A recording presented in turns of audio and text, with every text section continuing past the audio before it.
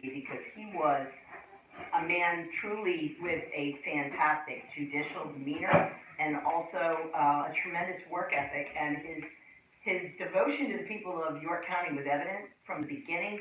He started the CASA program in York, which is Court-Appointed Special Advocates for Children in York.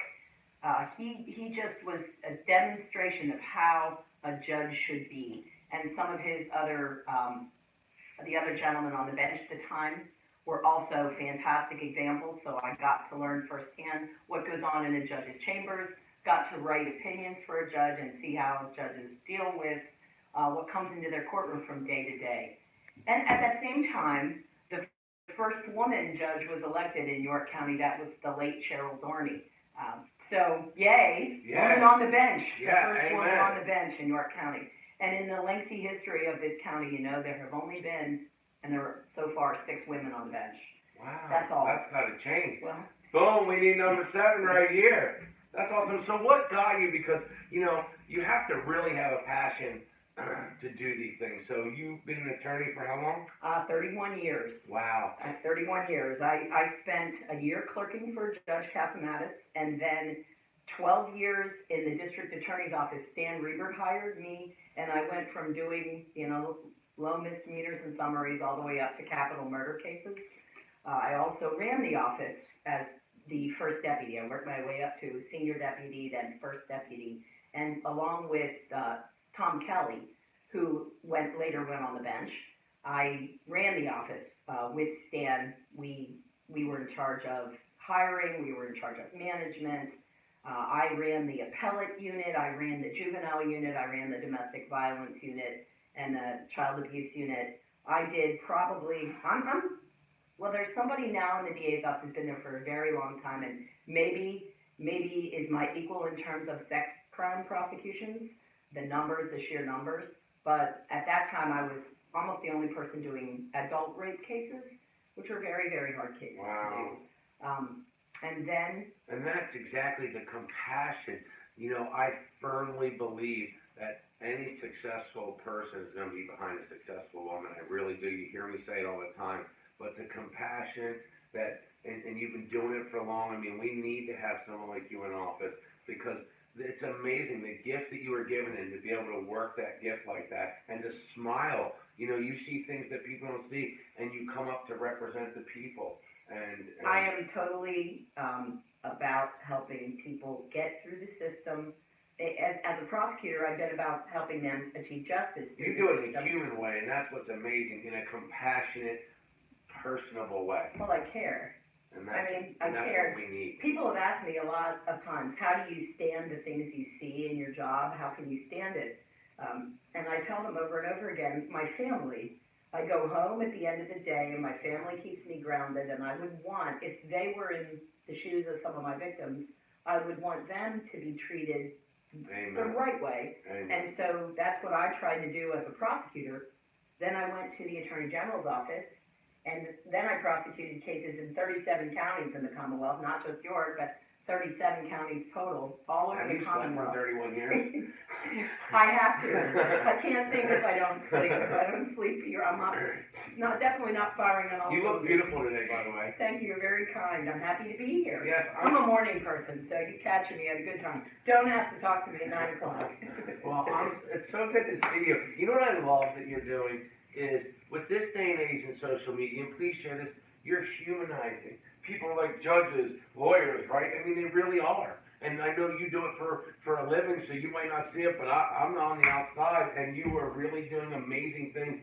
So I just want to give you big kudos. Please share this, because that's what's going on. She's embracing the future, right? And that's amazing. It's really important that people, I think, that people get to the system. You know, judges are there every day. Lawyers are there every day. For us, it's day in and day out. You use the word grind, and I'm not saying that in a negative way, but it's over and over, it's the same thing. But for most people, maybe they get in the system 1 or 2 times in their life, if they're lucky, maybe never. But when they're there, they need to be treated with dignity, they need to be treated with respect, and they need to have confidence in the system that they're in front of. So if the judge doesn't treat them respectfully, doesn't treat them and give them, then they lack confidence in the system. Amen. It's really important to be civil and to have a good temperament. That's something else that I think I learned from watching both really good judges and some not so good judges, especially one I can think of in the northern tier county,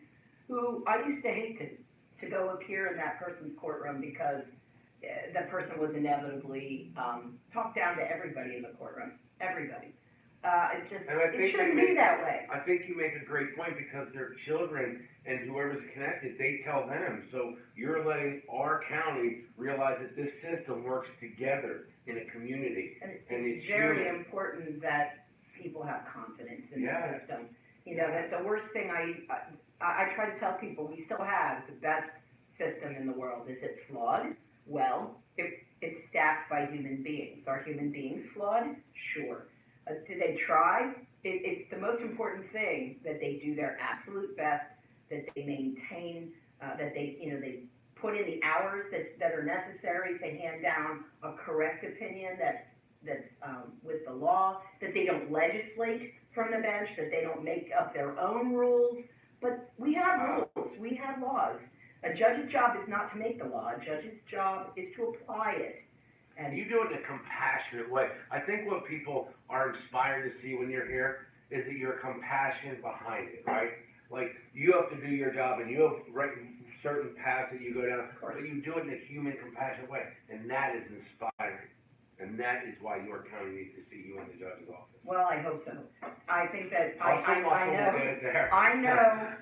know that I have the combination of experience, integrity, and temperament to do the job. Temperament is a good thing. I care about people. I truly do care about people. I've enjoyed my career as a prosecutor. I've also worked on the defense side now for 2.5 years, and I've seen that, you know, it's been very enlightening. I think anybody, whether they're a prosecutor or a defense attorney, and this is just in the criminal realm, obviously there are many other things that judges do besides that, but I am going to be, at least as far as I know, the only candidate that's worked on both the prosecution side and the defense side, as well as doing some civil work. I think that broadens my perspective. It has helped me appreciate that people who break the law also have a story. They also need to be heard. And I admire the judges that we currently have on the bench who take the time to listen and understand where somebody comes from before they hand down sentence, instead of just looking at the matrix of guidelines and just saying, okay, top of the standard range. You need to listen, need to hear where they're coming from. Everybody has a story. Everybody has issues that they've dealt with. Some people are really good and resilient. Some people get smacked down by the things that life gives them. But a judge needs to listen and post a sentence that's appropriate to everything they hear. They need to listen.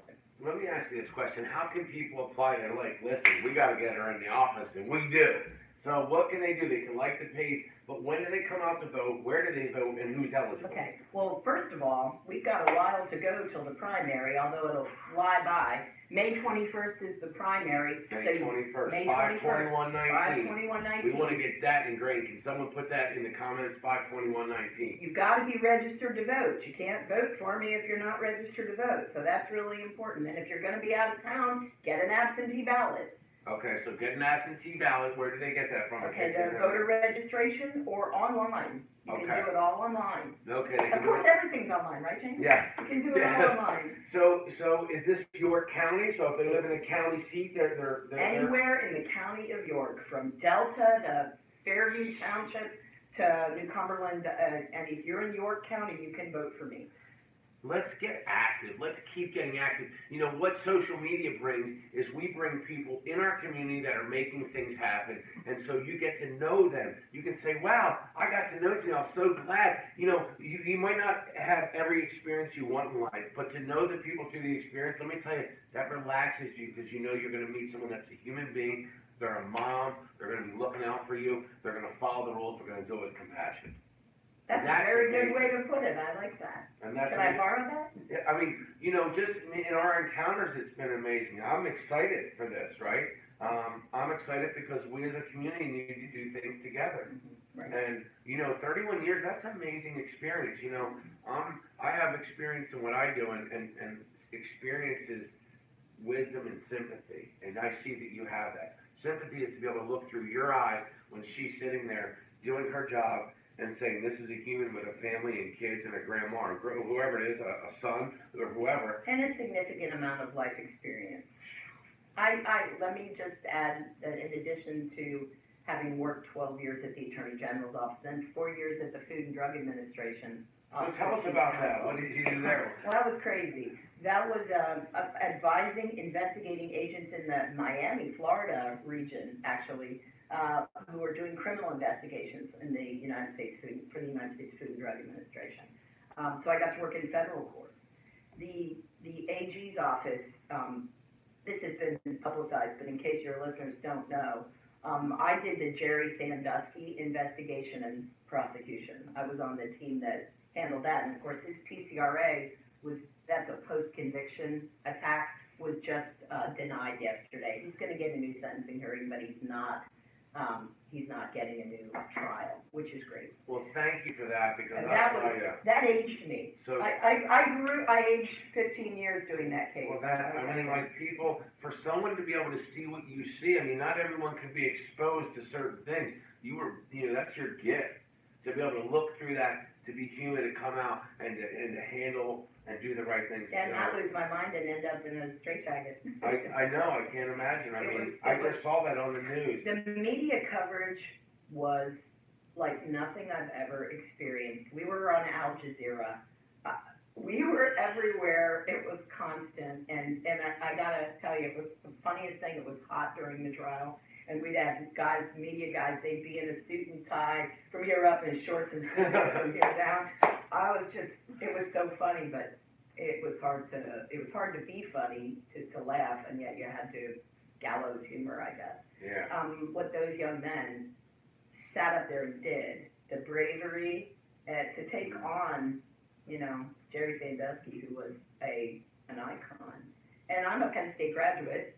So I love the university. I was in the Blue Band. I love football. I love my son is a student there now. I love Penn State, but if somebody had to do what we did in that case, and that was to get that cancer out. And that's exactly why we need her here in York County, because to do what has to be done, we need more people to do what has to be done, and not just to do the right thing. And that's the thing, is having courage and having compassion. And that's what we need, and that's what I love with Janelle, and we need to make sure that we can do everything to help her out. We the people need to be the people. And the nice thing about a judicial candidate as opposed to row office candidates is I can be filed to run as both a Democrat and a Republican. So no matter what your party, as long as you're not an independent, of course if you're an independent, you can't vote in the primary. But if you are a Republican or a Democrat, you'll be able to vote for me. So that's awesome. Please feel free to contact JanelleEschbach4Judge.com. We'll have signs. We'll have other so if somebody wants to put signs out, I'll put some signs out. My yard is on Highland Road, so everyone that drives the hospital goes right there, and then we'll put some signs in here. So we would love to. We're going to support you. We want everyone out there to support. Listen, anyone that's willing to expect us a chance to get to know them. And that's what the amazing part. So when you share this in a group, when you invite 3 friends, when you share this to your page, you allow people to make their judgment. In York County, we need to keep moving forward, and we've been doing a great job. So let's do the next step, which is our next judge, Janelle Eschbach. Did I get it right again? Yes, we're excited. Little victory. Yeah, So just make sure you remember it. I don't care if you can spell it, as long as you can check it when you're voting. Eschbach. So let's talk about growing up. Did you grow up in the city, in the country? What's your work ethic come from? Did you have a strong work ethic? I grew up in the country in Lebanon County, across from a cornfield. It was a lovely. I was blessed, really. I had an idyllic childhood. I've come to learn that not a lot of people are as fortunate as I was to have grandparents in the picture, to have an intact family, an older brother who beat me up and didn't kill me. my parents were hardworking folks, and my grandparents were hardworking folks. Grandpa had an eighth grade education, grandma had a sixth grade education. My other grandma actually managed to graduate from high school. So nobody went to college. We were the first generation to go to college and graduate school. I saw my father go to work early in the morning at one particular business he ran very late into the evening as a manager of that business. There was a long period of time where I didn't even see him because he was trying to run this business.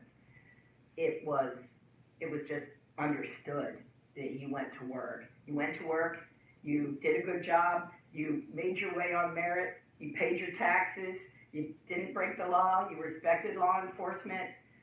That was just the way I was raised. I'm fortunate to have had that kind of an upbringing. And my parents, although they didn't go to college, totally supported my brother and I in wanting to go to college and, get a professional degree and do something with our lives. And I can tell you that if my dad were alive, he would be walking around trying to introduce me to people and tell them how proud he is of his daughter because she's a lawyer. So how did you come up with deciding you wanted to be a lawyer? Like, how did you pick that? It's funny that you should ask that. It's not necessarily what I thought I was going to do for a living. I think it was a combination of, I was active in community theater and in high school theater and musicals. And so there's a little bit of theater in the courtroom. And I also like to write. My daughter is and I in love the to theater. write. She's an English teacher down in Abbottstown, Right. she's theater and English. Yeah. She's a secondary English teacher. So wow. Yeah, so it just seemed like a good fit. I mean, a lot of Because people writing think they and want reading would be important, right? Like if there's Critically somebody that's important. young that is thinking about law, would you tell them what skill sets would they need to hone in on? logic, logic is key. Love it. And reading comprehension, and then just. Because you do a lot of reading, right? You have to a lot read, of reading and because that's how you get perspective, is you have to. And flat out just knowing what the rules are. There are rules for everything, and there are rules for the rules. So, and there are local rules, and there are. God bless you. So you really have to, yes, reading comprehension is really important, and then So you've would got you to say read your read passion opinions. of changing or making people, what would you say the end part is to make all that worth it? Because that seems like a lot of reading. Well, in order to do the best for your client, whoever your client is. I mean, for most of my career, my client has been the people of Pennsylvania, either the people of York County, the people of the Commonwealth. So that's what my career has been mostly. But now it's helping, my private clients. And so it's understanding what the law allows and then advocating, being a good arguer in a positive way, not arguing not for the point of arguing, but for making a good case on behalf of your client. It's so inspiring to hear lawyers.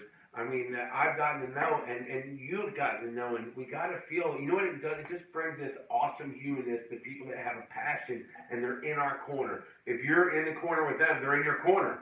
And that's amazing. That's why it's so amazing you're going for Judge in York. Well, of course, then once I get that position, then I have to be essentially the referee. So tell us about that perspective. Can you tell us, you're sitting there, what's the perspective? And then you sat there in your mind and thought about this, Well, first of all, you've got to erase any kind of bias you might have coming in. Justice is blind. Justice is portrayed as blind for a reason. You're not supposed to be looking at a person and saying, well, I like their Rolex, so I'm going to vote for them, or, they don't look like they took me seriously, so I'm not going to side their way. It's about whether or not the facts and the law support their position, first of all, and what's allowable to be done in a courtroom. I mean, for example, I wouldn't be able to handle a matter that involved somebody that I was close to, or somebody that was, that I had some sort of interest in the outcome. So I'd have to recuse myself from that. That's just the way it's done. And of course, that's intended to promote the integrity of the process.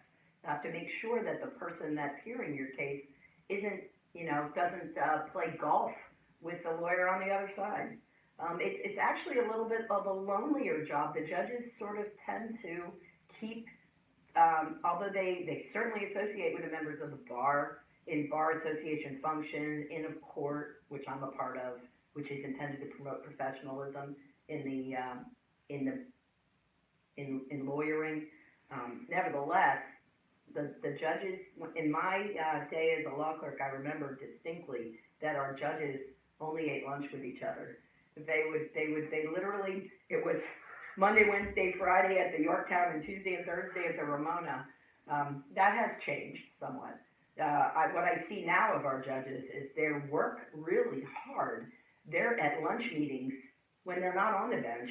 They're at meetings about improving the criminal justice system when they're off the bench. I applaud our judges. One of them in particular has already done a lot with treatment courts, and Judge Prendergast is working on family drug treatment courts because, unfortunately, opioids and other older drugs are really a problem for our community. If you have a parent that's addicted, or God forbid, two parents that are addicted and use when they're together, obviously that has a huge impact on children and whether those parents are capable of parenting those children. Mm-hmm. And those children wind up in the process that's called dependency, which I've also done some representation of parents in dependency. It's crushing. Very, very important that our judges step up and take the bull by the horns in enabling people to address their addictions, address their mental health problems, and get their children back in a situation where the children are safe. So I'm really interested in treatment courts. Having put clients of my own through and into treatment courts, I'm very interested in, I hope I get the opportunity to run a treatment court myself. I'm particularly interested in the mental health treatment court. When I worked at the AG's office, I did a lot of cases that involved capital murder defendants with mental illnesses. Spent a lot of time in the tome, which is called the DSM-4 TR. It's now the DSM-5, the Diagnostic and Statistic Manual, which we're all in. We're all in there. We all have some form of diagnosis, whether it's cigarettes or whatever it is. Yeah. But I'm very interested in the mental health treatment court, and I'm hoping that I can. That's amazing because I believe I'm a mind coach, and I'm all the mind. So thank God. Just to see her vision, and you're right, Paula, to see her compassion. What about all the elderly nursing homes that are, she asked about nursing homes. What about all the elderly nursing homes that are addicted to opioids? You mean nurses in? Yeah, I'm not sure what the question is. Hey, Matt. Yeah, I'm not sure if you could clarify the question, Troy, Alicia, everybody. Thank you. I have Janelle Eschbach. Got it again, fire. But, amazing. And I consider just in this short time a friend, which you must feel the same way, right? It's friendly. There's no, I love this. I've been doing this all my life, and I'm climbing this ladder because with my experience and my heart and my compassion and my love for this town, I should be judged. And, I believe that. And I hope you do because that's amazing.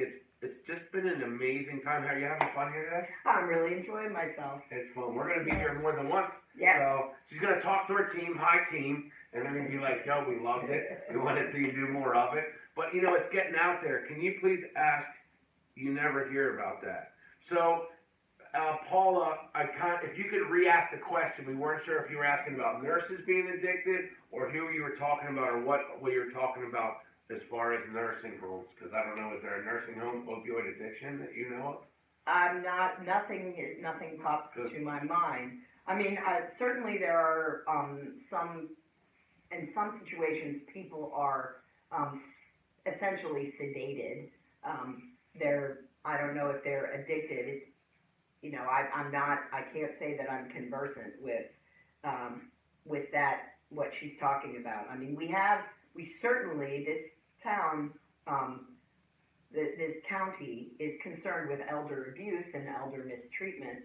We have an area agency on aging. We certainly have procedures in place for persons who aren't competent to be found to be not competent by our orphans court and then placed into care. So they have either family caregivers who are responsible for taking care of them, or they're placed with a professional guardian if there is no family person available.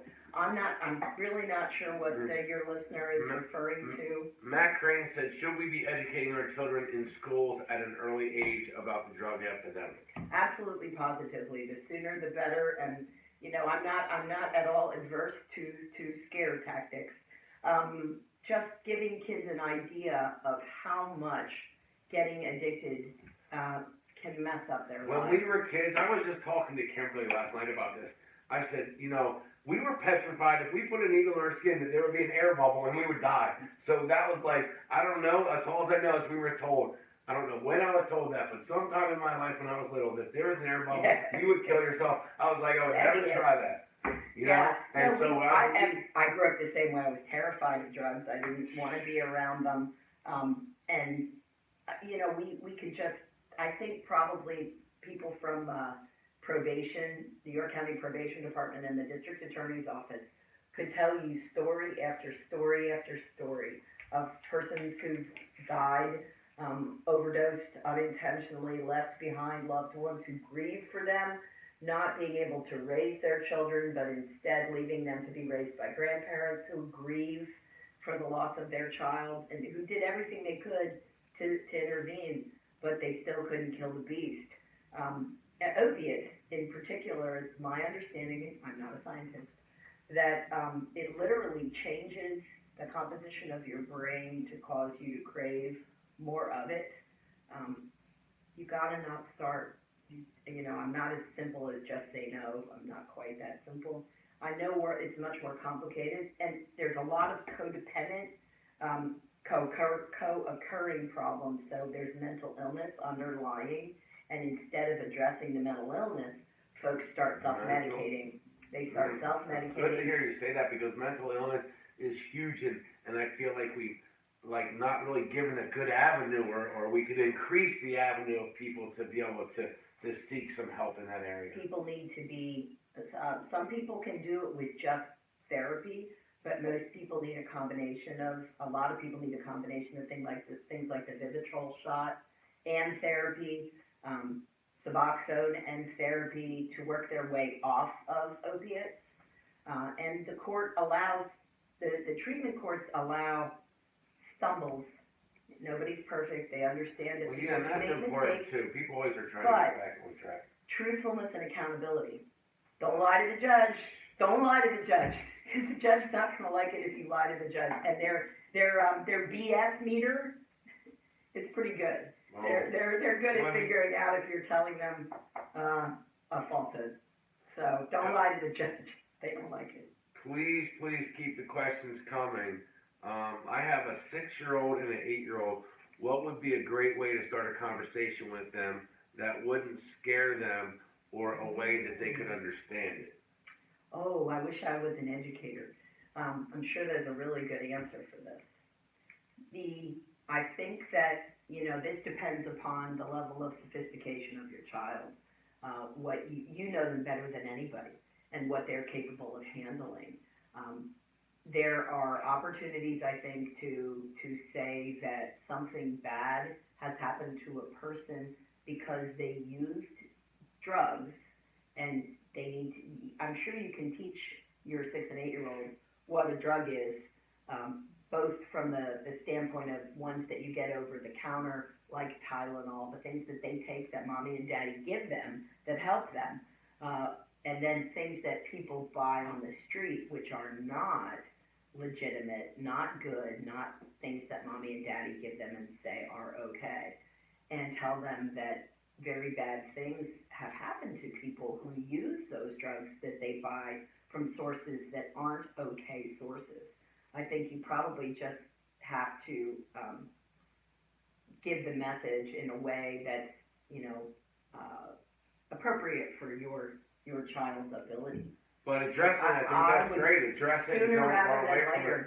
Yeah. Maybe the opportunity comes up when you give your child Tylenol for a fever. You say, well, I'm giving you this is Tylenol and it's good for a fever. But understand, sometimes there are other things that people take that are not good.